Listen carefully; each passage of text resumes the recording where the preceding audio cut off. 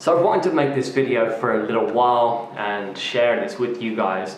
So today I'm going to talk about the equipment that I use for filming not only these YouTube videos but also for all my freelance videography work.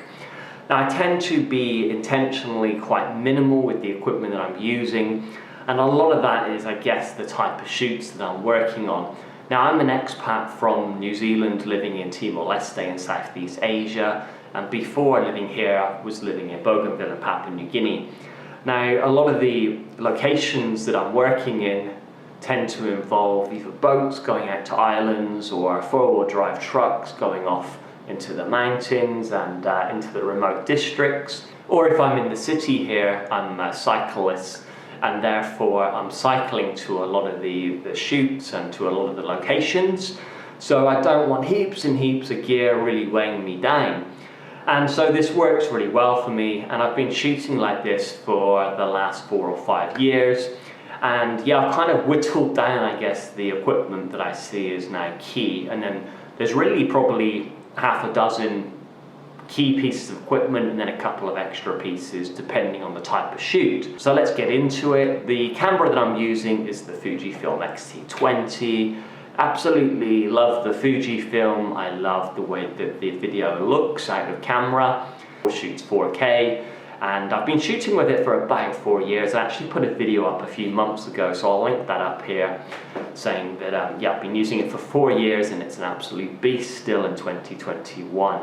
The thing I really like about the Fujifilm is that it's mirrorless, and therefore it's very compact and it's very lightweight. And also, because I'm using it for video and for photos, it works fantastically for both of those. The photos out of the Fujifilm X-T20 I've been super impressed with. So paired with the Fujifilm X-T20, I'm using the kit lens, which is the XC16 to 50mm. I've used this kit lens for 4 years, and I've been very impressed with its versatility. So the 16 is nice and wide, and then you've got that bit of a zoom into 50mm, which is fantastic. Going forward, I may look at extra lenses just to give me some different options and some different focal lengths.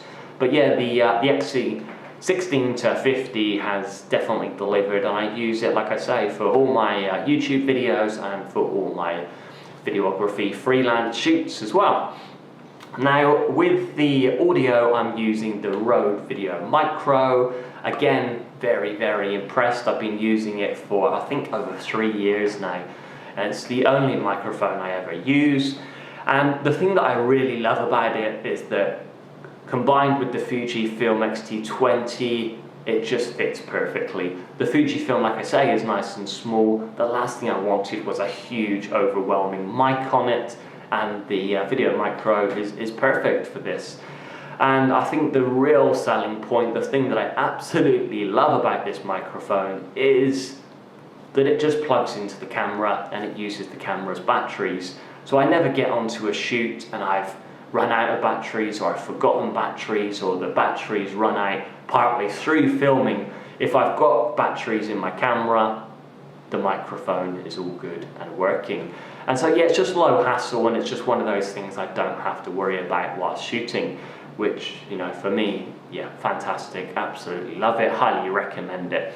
Now just a quick heads up on this, and I have talked about this before, if you are pairing it with the Fujifilm X-T20, you will need to get an adapter which takes it from the standard 3.5 to the 2.5mm that the X-T20 uses. So that's a little bit of an issue, but as long as you've got those adapters, you're all good to go. Now I also use a tripod, but I actually didn't invest a lot of money into a tripod. I bought one when I got in country here. I paid, I think, $40 for it, and it's just a cheapie, but it does the job.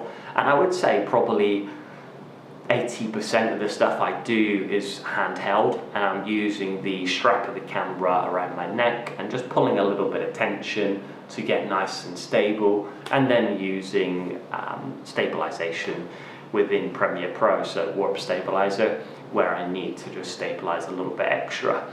And occasionally, if I'm doing interviews, which is very rarely, I will use the tripod.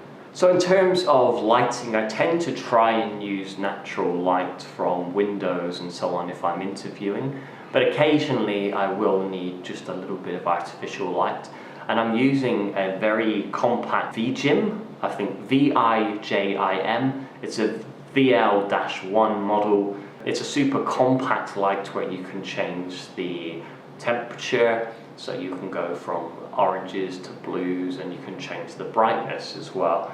And for me that works quite well. I can just set it up where I need it on a stand, etc. But like I say, most of the time I'm using natural light where I can, and if I need artificial light I will use this small light just to give that bit extra.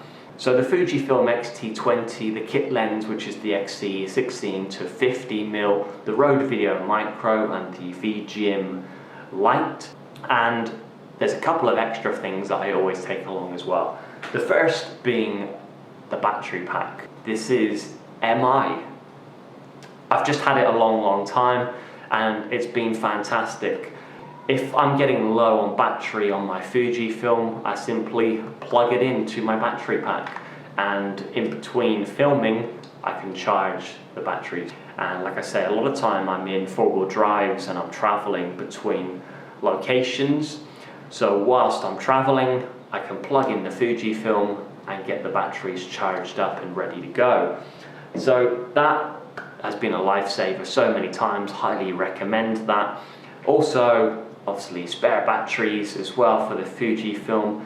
Now, being in country at the moment, it's a real struggle to find extra batteries. I would love to have more. At the moment I have 2 batteries for the Fujifilm plus the battery pack, and that's always seen me pretty good. The final thing that I will take as a bit of a backup really is the Gobe, I think that's how you say it, Gobe ND filter.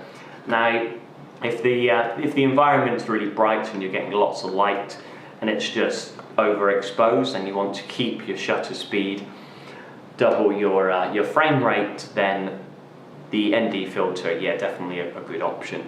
So really that is all of my equipment that I use for, like I say, 80% of my shoots, for the run and gun shoots, and for my YouTube videos as well. So just a quick recap, it's the Fujifilm X-T20, it's the XT16 to 50mm kit lens, the Rode VideoMicro, the VideoMicro light as a backup, and also the tripod, which, yeah, I may use sometime, extra power, and then the variable ND filter. And they're really all the things that I need to film these videos. So let me know in the comments if there's anything that you think would enhance my experience of shooting that I should take along with me and add to my kit. Also, if you enjoyed the video, please do hit like, hit subscribe, and I'll see you soon. Cheers guys, thank you.